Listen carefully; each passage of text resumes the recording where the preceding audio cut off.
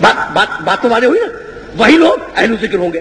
تو اب پروردگار نے حکم کیا دیا, فاسألوا اہل الذکر ان کنتم لا تعلمون, تم سوال کرو اہل الذکر سے اگر تم جاہل ہو.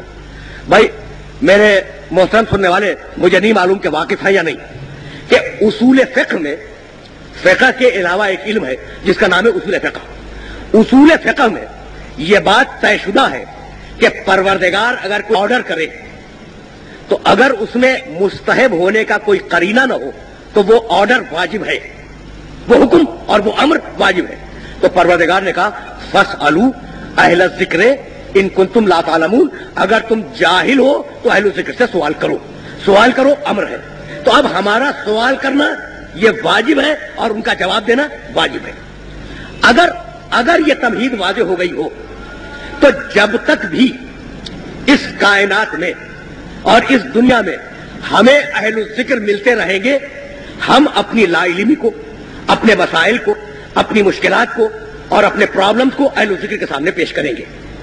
لیکن جب اس دنیا سے اہل الذکر چلے جائے اور رہنے والا اہل الذکر پردہ غیب میں چلا جائے تو پھر اب ہماری پرابلم کیا ہو. یہ ہے وہ مسئلہ جہاں تک اپنے سننے والوں کو لے کے آنا تھا کہ بھائی جب تک اہل الذکر سامنے ہے, نماز پوچھنی ہے ان سے پوچھو, روزہ پوچھنا ہے ان سے پوچھو, حج پوچھنا ہے ان سے پوچھو. لیکن اگر اہل الذکر اڑ جائیں اور ایک اہل الذکر ایسا ہو جو پردہ غیب میں بیٹھ جائے تو اب ہماری پرابلم کیسے حل ہو. تو بہت توجہات مبذول رہے. میں نے ابھی 19, 20 اور 21 رمضان کی شبوں میں تقریر کرتے ہوئے ایک مسئلہ چھیڑا تھا اور میں چاہ رہا ہوں کہ اس مسئلے کی کچھ تشریحات اور کچھ تفصیلات آپ کی خدمت میں پیش کروں تاکہ یہ بات کھل کے آپ کے سامنے آ جائے.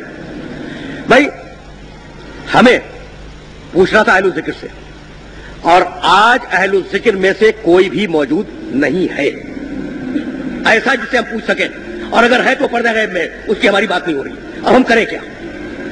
تو یہ مسئلہ جسے ہم اور آپ سوچ رہے ہیں بیٹھے ہوئے کہ ہم کیا کریں, اسے صدیوں پہلے سوچا گیا, اور صدیوں پہلے جو سوچا گیا تو اس کا جو نتیجہ نکلا وہ نتیجہ آپ کی خدمت میں پیش کر رہا ہوں. یہ ذہن میں رہے کہ مسئلہ بہت ٹیکنیکل اور بڑا فنی ہے, اور میں کوشش یہ کروں گا کہ آسان ترین لفظوں میں اس مسئلے کو آپ کی خدمت میں پیش کروں, اور زیادہ تفصیلی بات بھی نہیں کروں گا. مختصر کورسز ہیں لیجسلیشن کے اسلام میں, یعنی شریعت کے ماخذ کہ شریعت بنتی کیسے. تو اب پہلی چیز کیا تھی؟ قرآن. آیتیں ہیں 514, ان کی تشریح کے لیے ہم نے رسول کی سنت لے لی. اچھا, اب آپ نے رسول کی سنت لے لی نا, ان کا قول بھی لیا, ان کا عمل بھی لے لیا, اور ان کے سامنے کسی نے کوئی کام کیا, رسول نہیں بولے, آپ نے اسے بھی ریکارڈ کر لیا تاریخ میں. اب وہ پورا ریکارڈ آپ کے سامنے آیا.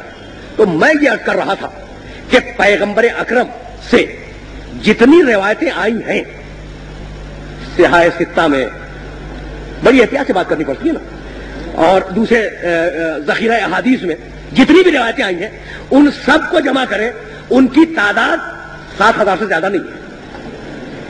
مقررات کو ہٹانے کے بعد, راویوں کے اختلاف کو ختم کرنے کے بعد, جو پیغمبر اکرم سے یعنی اس میں وضعی بھی ہوں گی, جعلی روایتیں بھی ہوں گی, ان کی ساری کی تعداد کیا ہے؟ 7,000. اچھا, تو اب اگر سنت رسول پہ آپ رک جائیں تو 514 وہ آیتیں اور 7,000 حدیث پیغمبر اکرم سے آئیں, تو 7,514 جو مسائل نکلیں گے آپ کے پاس, ان کے حل تو مل گئے نا, قرآن کی آیت میں بھی مل گئے اور پیغمبر اکرم کی روایت میں مل گئے. بھائی مسئلہ تو یہ ہے کہ زندگی کہیں رکتی نہیں ہے, زندگی کہیں فریز نہیں ہوتی, معاشرہ ہمیشہ ترقی کرتا رہتا ہے, اور جیسے جیسے معاشرہ ترقی کرے گا ویسے ویسے نئے نئے مسائل پیدا ہوں گے. میں مثالیں دوں نئے مسائل کی, ایک آدھ کی مثال ابھی آپ کی خدمت میں پیش کروں گا. اچھا, تو جب نئے مسائل پیدا ہوں گے تو وہ 7,514 حدیثیں اور آیتیں مل کر کے آپ کے مسئلے کو حل کر دیں گی؟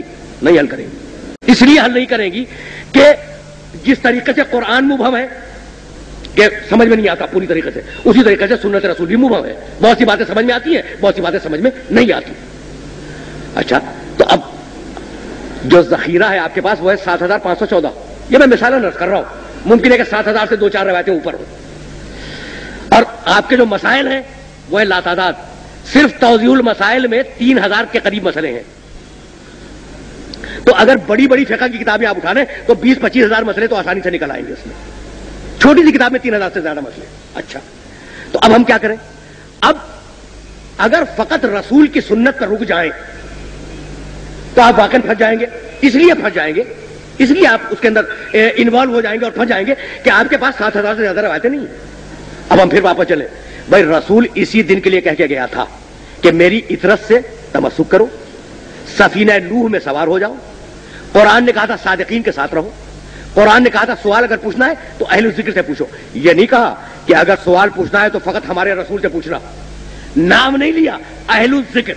اب جو لوگ بھی اہل الذکر ہوں وہ اس قابل ہوں گے کہ ہم ان سے مسائل کو لیں.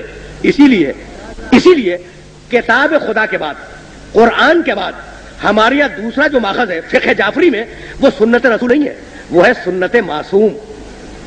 اچھا, تو اگر فرق کیا ہو گیا سنت رسول میں اور سنت معصومین میں؟ فرق یہ ہوا کہ اگر سنت رسول کہیں تو فقط رسول کی سنت حجت ہے, اور اگر سنت معصومین کہیں تو رسول کے ساتھ 13 اور بھی کردار ہوں گے جو اسی مقام پہ ہوں گے جہاں پہ شریعت بنائی جا سکے اور شریعت کے جوابات دیے جا سکے. یہی سبب ہے کہ جنہوں نے فقط رسول کی سنت لی ان کے پاس ذخیرہ حدیث میں فقط 7,000. میں نے مقررات کے ساتھ کہا ہے, ورنہ اگر آپ کم کریں گے تو شاید 4,000 سے بھی زیادہ نہ بچ سکیں. تو جنہوں نے رسول کی سنت کو لیا ان کے پاس 7,000 یا 4,000 روایتیں, اور جنہوں نے معصوم کی سنت کو لیا ان کی کتابیں اگر آپ اٹھائیں تو فقط ایک کافی لے لیں نا, محمد ابن یعقوب کلینی رحمۃ اللہ علیہ کی مرتب کی ہوئی حدیث کی کتاب, تو اس میں 16,000 سے زیادہ ہے. تو اب 16,000 مسئلوں کا تو حل آ گیا نا آپ کے پاس. بھائی 7,514 کے مقابلے میں 16,000 زیادہ ہے یا نہیں؟ لیکن جو اعتراض میں نے اس 7,000 پہ کیا ہے وہی اعتراض اس 16,000 پہ بھی ہوگا, اور میرے ہر محترم سننے والے کے ذہن میں ہوگا. میں نے کیا اعتراض کیا تھا کہ بھائی چلو قرآن اور سنت رسول کو ملا کر تم نے 7,514 مسئلوں کے حل دے دیے, لیکن اگر 7,515واں مسئلہ آ گیا تو اس کے لیے کہاں جاؤ گے؟ لیکن روایتیں اور حدیثیں تو اتنی ہیں نا.